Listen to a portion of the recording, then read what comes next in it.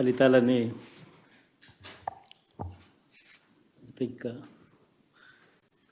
దాదాపుగా కొలిక్కొస్తా ఉన్నట్టున్నాయి.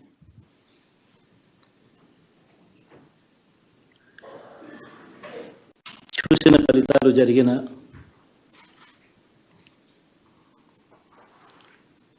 పరిస్థితులు చూస్తే నిజంగా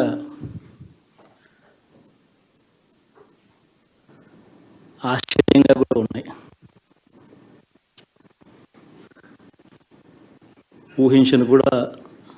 ఊహించలేదు ఇలా జరుగుతుందని, ఇలా వస్తాయని కూడా. బట్ ఎస్,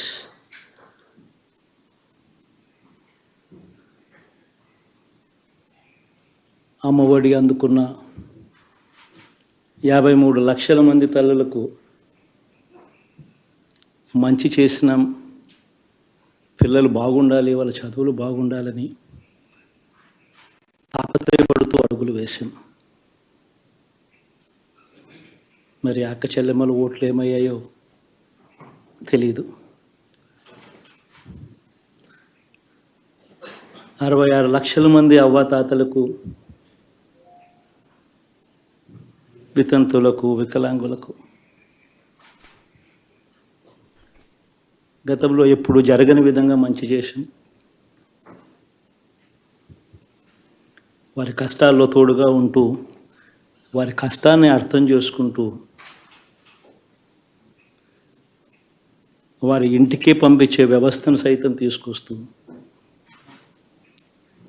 గతంలో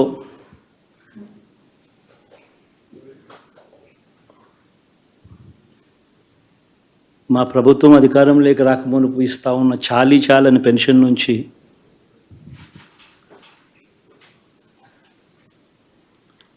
ఎంతో మంచి చేస్తూ అడుగులు వేసినా కూడా ఆ అవ్వాతాతలు చూపిన ఆప్యాయత ఏమైందో కూడా తెలియడం లేదు. దాదాపుగా 1,05,00,000 మందికి పొదుపు సంఘాల అక్క చెల్లెమ్మలకు మంచి జరిగిస్తూ, వారి కష్టాలనే మా కష్టాలుగా భావిస్తూ, ఇచ్చిన ఏ మాట తప్పకుండా అన్ని రకాలుగా వాళ్ళకు అండగా ఉంటూ, ఆసరాతో తోడుగా ఉన్నాం, సున్నా వడ్డీతో సైతం అండగా ఉన్నాం, చేయూత సైతం తోడుగా ఉంటూ నిలిచాం. మరి ఆ 1,05,00,000 మంది అక్క చెల్లెమ్మల ప్రేమాభిమానాలు ఏమయ్యాయో తెలియవు. 26 లక్షల మంది చేయూతను అందుకుంటున్న అక్క చెల్లెమ్మలు, వారి ఆప్యాయత ఏమైందో తెలీదు.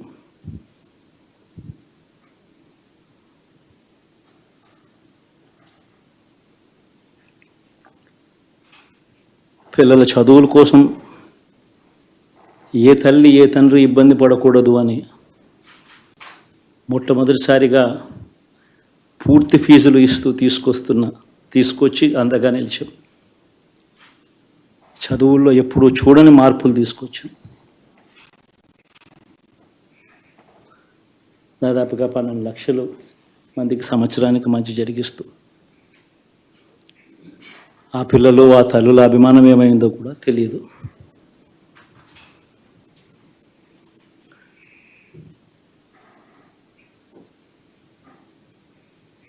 దాదాపుగా 54 లక్షల మంది రైతన్నలకు గతంలో ఎప్పుడూ చూడని విధంగా, జరగని విధంగా పెట్టుబడికి సహాయంగా అందించే కార్యక్రమం మొట్టమొదటిగా జరిగింది మన ప్రభుత్వం వచ్చాకే.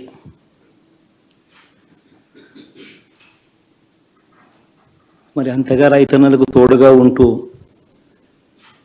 రైతన్నలకు రైతు భరోసా ఇవ్వడం కానీ, సమయానికే వారికి ఇన్పుట్ సబ్సిడీ ఎప్పుడు జరగని విధంగా సీజన్ ముగిసేలోగానే ఇచ్చే కార్యక్రమం కానీ,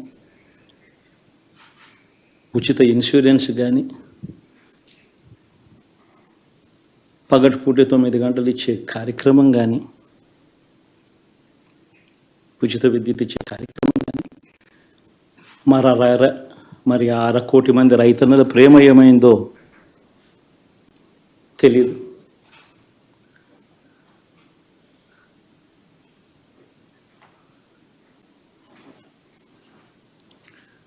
మరి ఇన్ని కోట్ల మందికి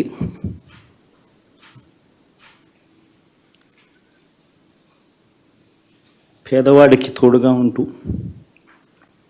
ఆటో డ్రైవర్లు నడుపుకుంటా ఉన్న వాళ్ళు ఆటోలు తోలుకుంటూ టాక్సీలు తోలుకుంటూ ఇబ్బంది పడకూడదని వారికి అండగా ఉంటూ వాహనం ఇద్ద నేతన్నలకు అండగా ఉంటూ నేతన్న నేస్తాం, మత్స్యకారులకు తోడుగా ఉంటూ మత్స్యకార భరోసా, ఫుట్పాత్ మీద చిన్న చిన్న ఇడ్లీ షాపులు పెట్టుకొని నడుపుకుంటూ, చిన్న చిన్న బంకులు పెట్టుకొని నడుపుకుంటూ, చిన్న చిన్న వ్యాపారాలు చేసుకుంటా ఉన్న వీళ్లకు, నా అక్క చెల్లెమ్మలకు, నా అన్నదమ్మలకు మంచి జరగాలని ఆరాటపడుతూ వాళ్ళకు ఒక తోడు, నా రజకులకు, నా నాయి బ్రాహ్మణులకు, నా టైలర్లకు అని అండగా ఉంటూ వారికి ఒక చేదోడు. మరి ఇన్ని లక్షల మందికి ఇంత మంచి చేసి, ఇన్ని కోట్ల మందికి, లక్షలు కూడా కాదు, కోట్ల మందికి మంచి జరిగించి, ఎప్పుడు జరగని విధంగా మేనిఫెస్టో అంటే ఒక చెత్తబుట్టలో పడేసే డాక్యుమెంట్ కాదు. ఒక మేనిఫెస్టో అంటే ఒక బైబిల్ అని, ఒక ఖురాన్ అని, ఒక భగవద్గీత అని మొట్టమొదటి రోజు నుంచి కూడా భావిస్తూ ఏకంగా 99% వాగ్దానాలు అమలు చేసి అంతే చిత్తశుద్ధితో ఆ మేనిఫెస్టోను కూడా అక్క చెల్లెమ్మల ఇంట్లోకి తీసుకొని వెళ్ళి చూపించి మీరే టిక్కు పెట్టండి అనే నిబద్ధత గల ప్రభుత్వంగా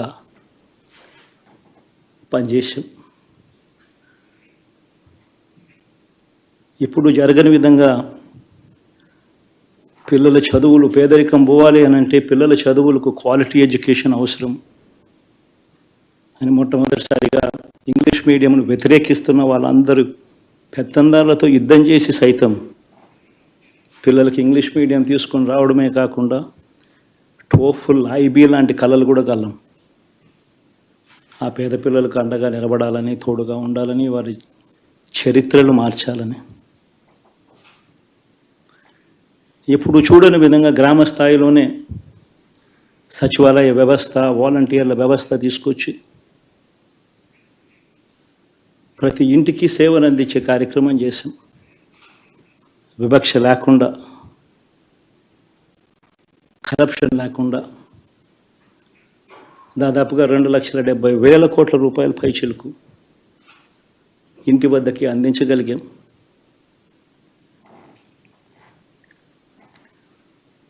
ఇప్పుడు చూడని మార్పులు తీసుకురావడమే కాకుండా ఒక చదువుల రంగం అయితేనేమి, ఒక విద్యారంగం, ఒక వ్యవసాయ రంగం అయితేనేమి, ఒక వైద్య రంగం అయితేనేమి, ఏ పేదవాడు ఎప్పుడూ ఇబ్బంది పడకూడదు అని ఎప్పుడు ఊహించని విధంగా మార్పులు తీసుకొస్తూ పేదవాడికి అండగా నిలబడగలిగాం. విమెన్ ఎంపవర్మెంట్ అంటే ఇది, మహిళా సాధికారత ఇది అంటే ఇది అని ప్రపంచానికి చాటి చెప్పగలిగాం. సోషల్ జస్టిస్ అంటే, సామాజిక న్యాయం అంటే ఇది అని ప్రపంచానికి చూపించగలిగాం. మరి ఇన్ని గొప్ప మార్పులు చేసిన తర్వాత, ఇన్ని కోట్ల మందికి మంచి జరిగిన తర్వాత మరి అభిమానం ఏమైందో, నా ఆప్యాయత ఏమైందో తెలీదు. ఏం మాట్లాడాలి ఈ రోజున అనుకుంటా ఉన్నా. నా జీవితంలో ఎప్పటిదాకా విజయం తెలియదు నాకు.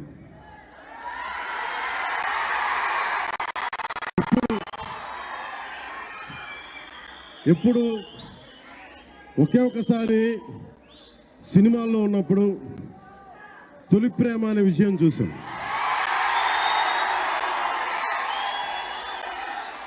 ఆ తర్వాత నాకెవ్వరు నేను విజయం సాధించానని కానీ డబ్బులు వచ్చినాయని కానీ ఏ ఒక్క సినిమా విజయం చెప్పలే. నాకు నా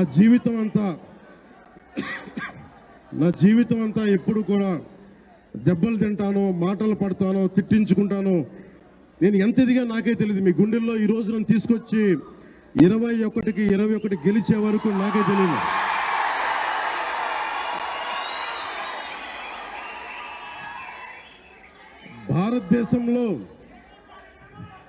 భారతదేశంలో 100కి 100% కొట్టామంటే జనసేన.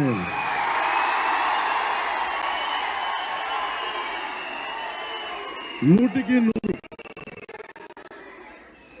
ఇది అంటే నేను ఎందుకు ఈ విజయం జనసేన లేదంటే మన జన సైనికులు, వీర మహిళలు, జనసేన నాయకులది కాదు, కేవలం వారిదే కాదు, 5 కోట్ల మంది ప్రజల ఆకాంక్షదే.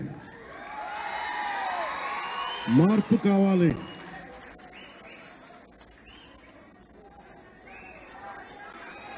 మార్పు కావాలి, పాలన మారాలి. ఇవన్నీ చాలా మంది కోట్లాది మంది ప్రజల ఆకాంక్ష. ఈరోజు ప్రజలు ఇచ్చిన తీర్పు. బాబు మీరు ఇద్దరు కూర్చోవాలమ్మా, దయచేసి. నువ్వు పక్కకు వచ్చామ్మా, నువ్వు పక్కకు రా. నువ్వు కొంచెం ముందుకన్నా రా. మీరు కొంచెం ముందుకు రండి అమ్మా, మీరు ఒక అడుగు ముందుకు రండి. మీరు కూర్చోవాలి, ఇబ్బంది పడతాం.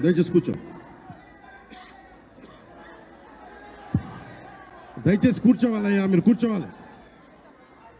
మీరు మొత్తం సభ ఆపేస్తున్నారు. మీరు పక్కన సాగర్ పక్కన.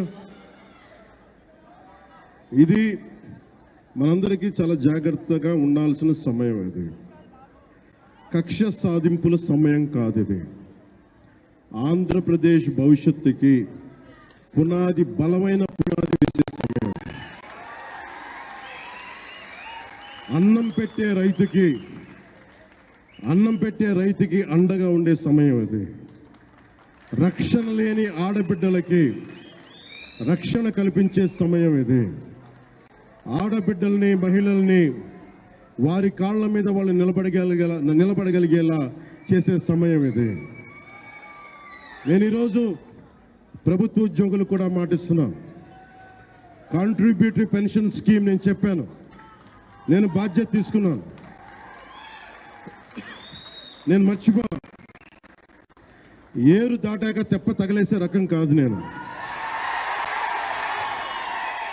కాంట్రిబ్యూటరీ పెన్షన్ స్కీమ్ దానికి సరి సమానంగా అది కానీ మీకు న్యాయం వచ్చేలాగా సంవత్సరంలోపు తీసుకొస్తాను అని మాట ఇచ్చాం. తీసుకొచ్చి తీరుతాం. ఆ మాట మీకు ఇస్తున్నాం. మెగా డిఎస్సి నోటిఫికేషన్ విడుదల చేయించే బాధ్యత మనం తీసుకుందాం. యువత విలవిల్లాడిపోతా ఉన్నారు, యువత నలిగిపోతా ఉన్నారు.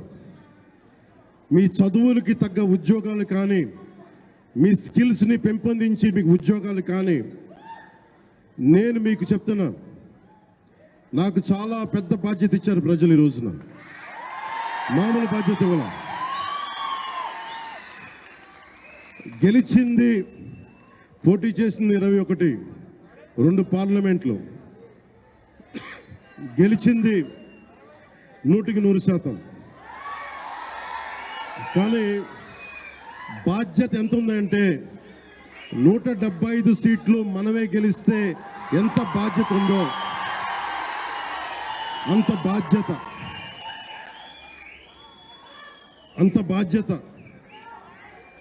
బాధ్యతతో మేము పనిచేస్తాం. యువత నలిగిపోయి నేను మర్చిపోలేదు. ఆడబిడ్డలు ఇబ్బంది పడిపోయారు, మేము మర్చిపోలే. సగటు మధ్యతరగతి మనుషులు నలిగిపోయారు. రోడ్లు వేయాల, గుంతలు వేశారు, అరాచకం చేశారు. అవన్నీ శాంతి భద్రతలు చాలా చాలా బలంగా ఉంటాయి. మీకు నేను మాటిస్తున్నాను.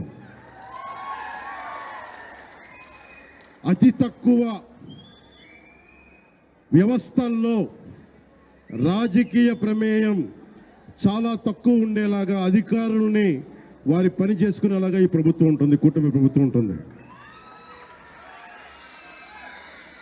రైతుకి కష్టం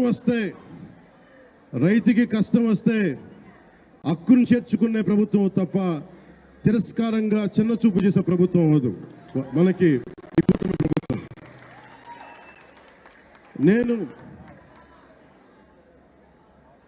నాకు రాజకీయాల్లో డబ్బు అవసరం లేదు. నేను మీకు మళ్ళీ చెప్తున్నాను.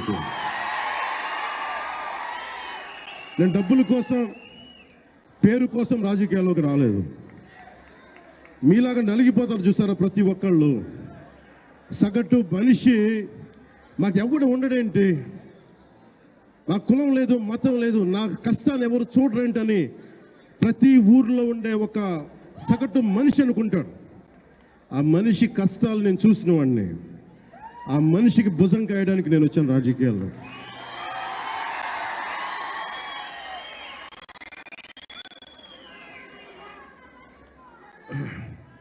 ఎక్కడికి ఓడిపోయాను 2019లో ఓడిపోతే నా మానసిక స్థితి ఎలా ఉందో ఆ రోజున, ఈరోజు గెలిచినప్పుడు కూడా నా మానసిక స్థితి అలాగే ఉంది. అంతే ధైర్యంతో ఉన్నా. గెలుపు నాకు బాధ్యత ఇచ్చింది కానీ అహంకారం ఇవ్వలేదు, రాదు. ఇంకా భయం వేసింది. అందరూ నాకు శుభాకాంక్షలు తెలియజేస్తూ ఉంటే నాకు భయం వేసింది. ఎందుకంటే ఇల్లు అలకగానే పండుగ కాదు ఇది. ఇల్లు అలకగానే పండుగ కాదు. చాలా చాలా బాధ్యత కూడుకున్నది.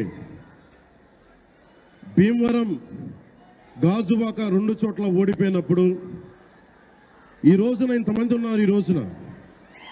ఆ